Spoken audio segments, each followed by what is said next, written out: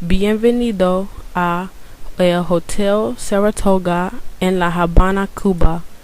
El Hotel Saratoga de La Habana es una elegante edificación de estilo ecléctico con predominio del neoclásico, ubicada en una de las arterias más populosas de la capital cubana.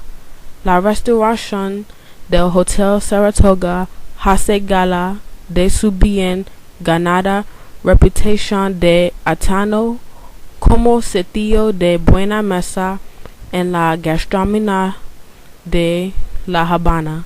Saratoga es conocida por sus grandes y elegantes suites de esquina con su plantel alto combinan un espacio dormitorio, ventanas a todo lo alto y balcones con paredes de hierro fundido.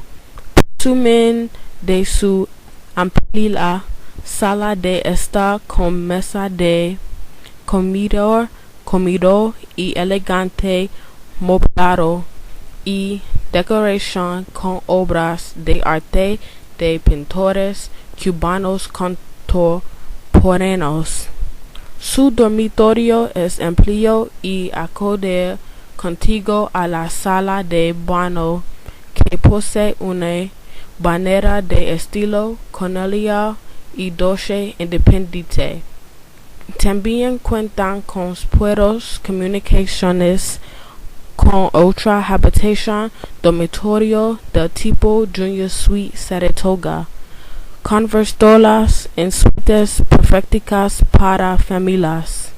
Se puede pasar tiempo con la familia, pero usted puede seguir el ritmo de trabajo en nuestro centro de negocios, que se cuenta con computadoras con acceso a internet por cable, impresoras, fotocopia, escáner, fax y teléfonos. Después de un largo día de trabajo, podrá disfrutar en nuestro restaurante Mirador desde la terraza Mirador, ubicada en el último piso del hotel. Se tiene una visual de los años 70 de toda la ciudad, incluyendo La Habana Vieja, la Bahía y el Mar Caribe. La terraza tiene varios niveles de visualización, una piscina rectangular, un gimnasio y un restaurante bar que ofrece desde comida ligera como pizzas, empanadas, carnes y pescados a la parrilla hasta exquisitos platos de la cocina internacional. Brinda servicio especial para cócteles, fiestas, cenas de galas, previa reservación que incluye la acción de grupos musicales, ballet, actuáticos, entre otros, a saludar de cliente. Pose conocen en la brambica a internet.